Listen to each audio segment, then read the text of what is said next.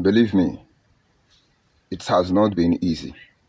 Just that we are determined to make sure that we will not allow them to sell the next generation of our people.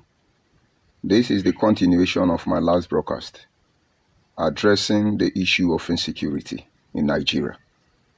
And of course, like I was saying, despite the fact that we have different contributing factors to insecurity, ranging from psychology to social, social to personal, personal to external, and thereafter, none of them could be solved until we go to the root cause of it all. And I was talking about Nnamdi Kanu wife, the current role she's trying to play. Because Nnamdi Kanu actually sent a message through the wife that she should go and beg Asare Dokubo. She should go and beg former HOD, headed by Dr. Clifford Chukwuemeka Iruanya. And I know they did not ask them to beg Uchuka for Mefo. But the plan is to beg all of them, so that Biafra agitators, so that obedient movement, so that Igbo unity beggars, all of them can form one body and then descend on Nigeria. All they want, or how they could destabilize Nigeria, is through insecurity, because the major purpose why government is established around the world is for the protection of life and property. And so any government at the end of the day who cannot guarantee the protection of life and property of their people is not fit for purpose. And the moment Nigerian leadership are discredited globally for their inability to provide us with security of life and property, and then they could have their way. But that is not of any concern to me. Just that if we fail to speak up in a time like this, when they are able to have their way through, they will destroy the next generation of our people, because they are expansionists. They will stop at nothing to get hold of you. We're trying to address the issue of insecurity. If you do not know the factors that are influencing the insecurity challenges you face in your place as an Africa or anywhere around the world, you will not be able to solve the problem. Asare Dokubo in his recent broadcast was telling you that if you cannot stop insecurity in the southeast, then you should release Nnamdi Kanu. And this is just a product of intellectual dishonest people. Because Asare Dokubo before now have been assigned to help them stop the unknown gunmen. And we all know the role he played. Asare Dokubo, of course, know that Nnamdi Kanu is the one who have initiated the criminality in the southeast. Uche Nashebu, a.k.a. Omiomio, is the right-hand parliament of Asare Dokubo, is the mediator between Asare Dokubo and Igbo people. How Asare Dokubo will fall second time for Uchechi Kanu, Nnamdi Kanu wife, is what I don't know. And in case you are listening to me, Uchuka from F4, don't sell to them. Ubidie Bienu, don't sell to them. But of course, maybe it's in your nature, sell to them. But you see this journey we have embarked on. I am your destiny and I'm your doom. And so, if you are listening to me as a Nigeria, very soon you will see a lot of people flooding the social media. They will be telling you, if you can't stop insecurity in the southeast, that you should release Nnamdi Kanu. Is Nnamdi Kanu now the one who can stop insecurity when he's the one who have introduced insecurity? We warned him that he's a non-state actor. We asked him not to do that, and he did it. Now, the problem is he cannot control them anymore. And then somebody is going to blame it on Nigerian government already. But you people are not of any concern to me.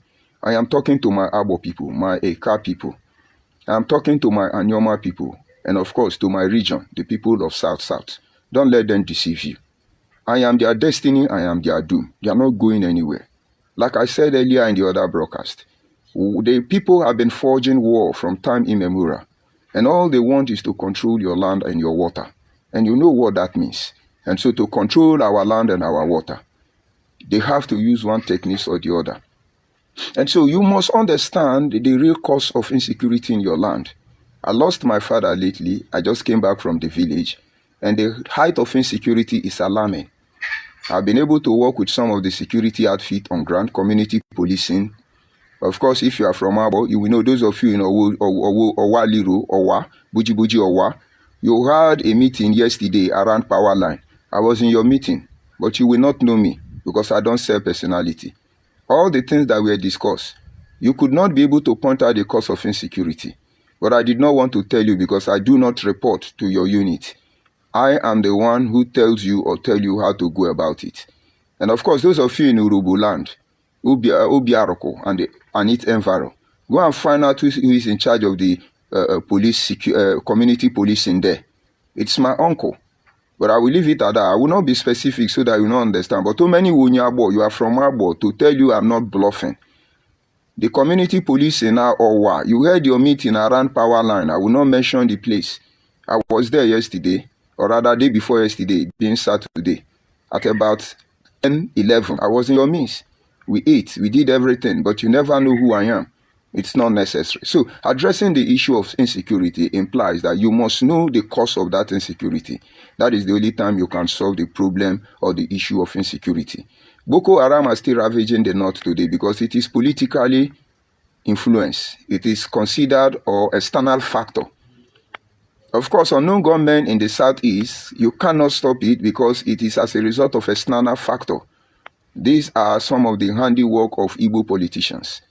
And they want to extend it to the Southsouth. And of course, they are external insecurity.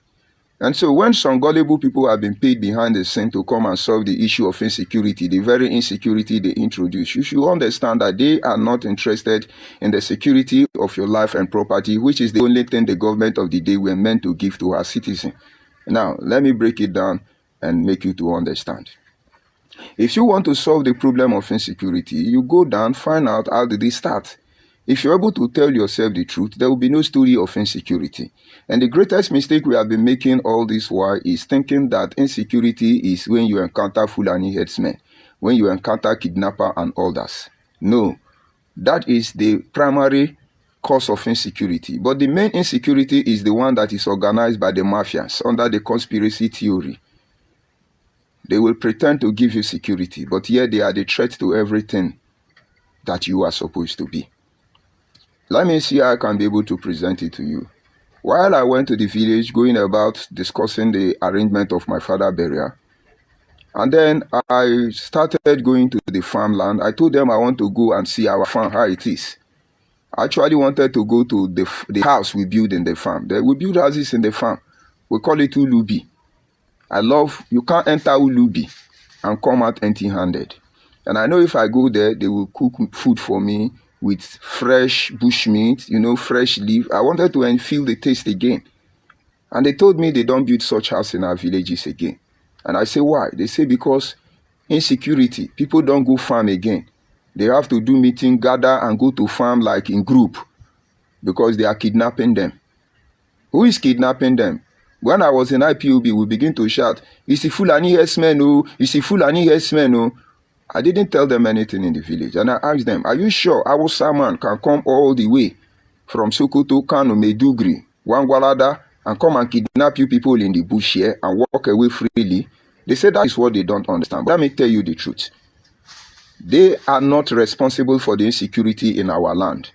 I have seen them in 2 different locations in the South-South when they are placed on their hill. And I've seen them in 100 locations in the South-South where they put the village people on their hills. But as far as I can tell, they will not succeed if they are the one. But then there are people who know our village more than we know our village. They are the one who pretend that is Fulani herdsmen and impersonate Boko Haram and ravage our land. They are the Igbo Biafra of Nnamdi Kanu. Before the arrest of Nnamdi Kanu, it flooded the social media that Fulani herdsmen are kidnapping our people. If you are sincere, you will notice since the arrest of Nnamdi Kanu, they are not kidnapping our people again. We are no longer hearing about Fulani herdsmen. Don't deceive yourself. John Chukwuma from our Delta State, from Ndokwa, was arrested regarding this issue. If not that we came on social media and began to blow their cover, John would have been dead today. John Chukwuma, we know that some young men, innocent young men, were incorporated to the unknown gunmen that was responsible for the kidnapping of our people, Anioma people, within their Asaba houses. Akwara was in worry. They know the truth. They have been dead. Most of you do not know that Ike Chukwugwa, who died, except she lied to me. The mother is Ijo. It is the father that is Igbo. You can now understand why it is easy for them to kill Ike Chukwu for nothing. Except they lied to me anyway. So the real insecurity is not the kidnapper. The real insecurity you should fear as somebody from the South-South, as a Anioma person, as a car person, as a Abo person, it's not the people kidnapping us in the farm. The real insecurity is who is sending them. And if you do not uncover who is sending them, you will not be able to stop them. But we will not stop. And now this is the essence of this broadcast, the real insecurity. Let me tell you the real insecurity. For some time, I've been calling on Anioma people. I've been calling on the Southsouth, Ikwiri people. I've been begging you to be wary of those people who are going about uniting Ndigbo. I've been calling on the Nigerian police, the DSS, and other security apparatus to beam their satellite on the activities of these people. Of course, they will not take it seriously because Igbo Biafra people told them that I stole money, I am a bad man, I live in an uncompleted building. Now I am in the bush. I live under the mango tree. If I'm not in the completed building, I'm on the mango tree, under the mango tree. This is to discredit me. This is to demonize me. So you don't pay attention to what I'm saying. But you are not of my concern, because if you do what you're supposed to do, good and fine for all of us. But if you don't do what you're supposed to do, at the end of the day, you will understand there is a musician, what do they call it? Shakademos and Pliers. They were actually from Abo. Most of you don't know. He sang a song and he said, Nwata Bamba. If you are from Abo, you will know the meaning of that song. Nwata Bamba. Let me sing it before I continue. Aware of digressing. You say,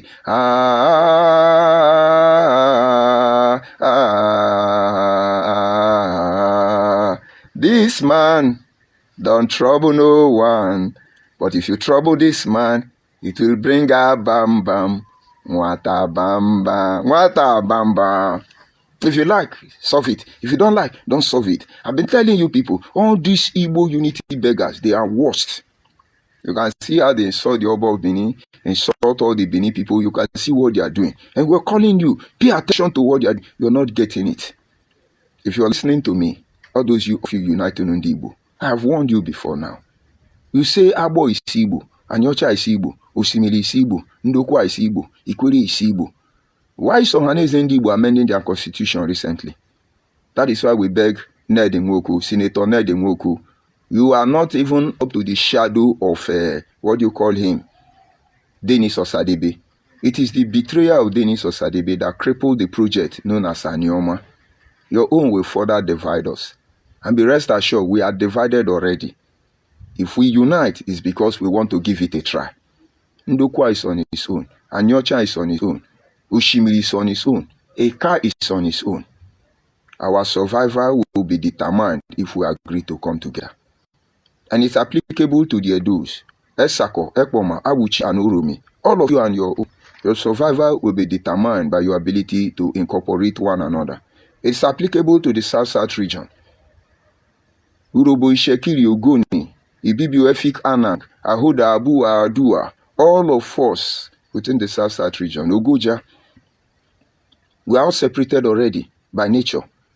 But because of the homogeneous environment we have found ourselves, we act as one. And that is the only thing that can ensure our survival. If you like, let this Igbo Biafra from Israel catch you off guard. Your children will cry for a very long time, longer than I have ever cried, longer than my father and their ancestors has ever cried. There is a reason why we exist now. That is the only reason why we are calling our people come together. That is actually the real insecurity we should be addressing by now. It is said that Emeka visited Senator Ned Nwoku, and they are the ones sponsoring him to carve Anioma into Igbo land. But I tell you, it will not work. If we work, we will go there and begin to cry like marginalization. The same method Igbo Biafra is using to try to destabilize Nigeria, we will initiate the same process. Peradventure, our colonial master, the owner of Royal Niger Company, will take us to Gabon or another country. So get ready for it. But let's go to the area where I'm trying to point out to you. Ohaneze Ndigbo recently have started amending their constitution to enable them incorporate other people. You know, I'm coming from the village. They follow what I do.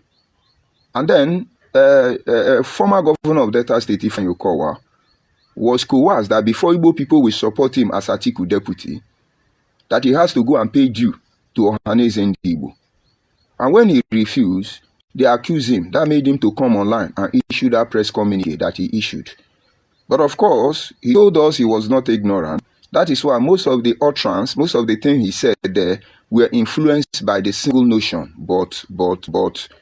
You know, Igbo from Israel think they are very wise. And of course, those who have English understand that the moment the phrase but, B-U-T, appear in any statement, automatically the impression behind that statement change.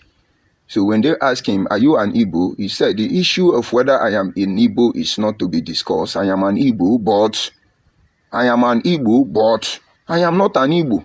It's like that when somebody tell you, you are a very good man, but, which means you are a bad man.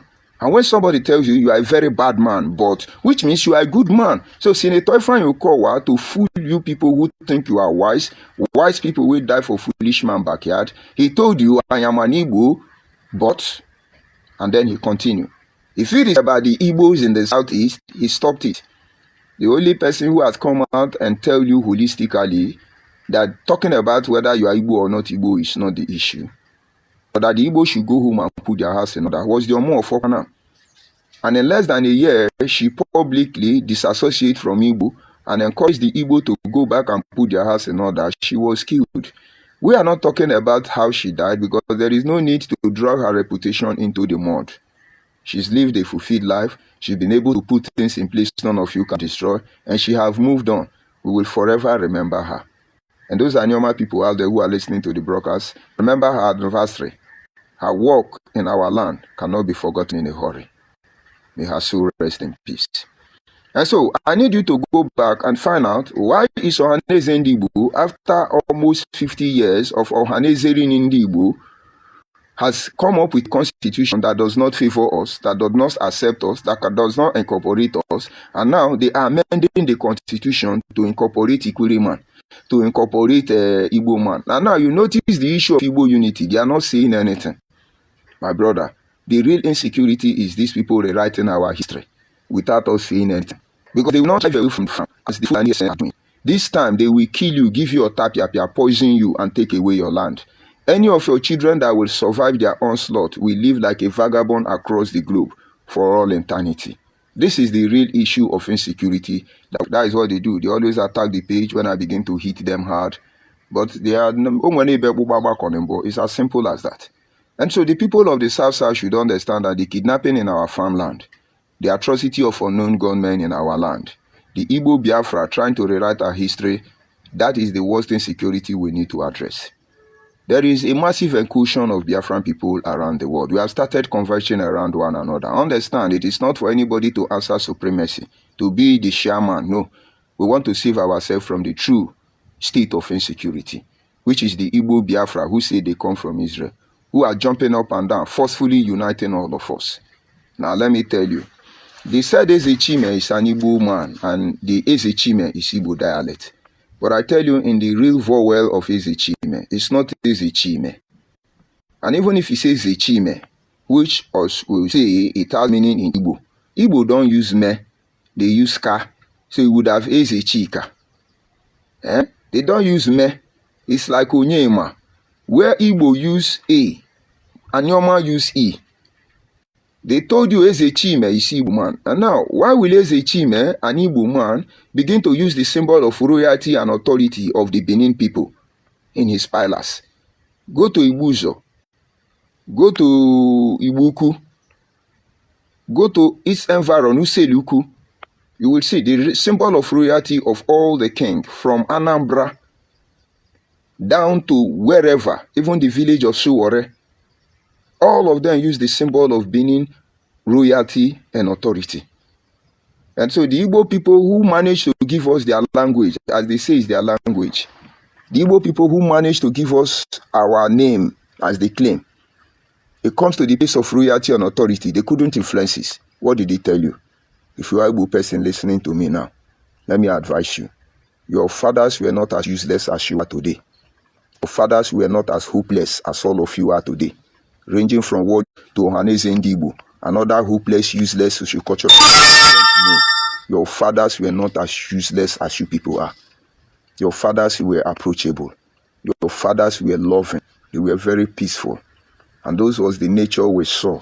Okay, we're able to come back now. And so like I was saying, addressing the real issue of insecurity, you now go back and begin to ask, why is it that all of a sudden Ohaneze Ndigbo now decide to begin to amend the constitution? so that those who are doing Igbo unity can be able to harmonize their work. They cannot deceive. They can deceive our children. They will not tell our children, you are the one running for us because your father betrayed us. That is why they say they're not Igbo. They are afraid of the war. Look at our constitution. Our constitution says all of us are Igbo. If you are Anioma man, you are Ikwiri man, you take these people serious for one day, you are going to get ready for the true insecurity. Because actually, Anioma man was the first leader of Ohaneze Igbo.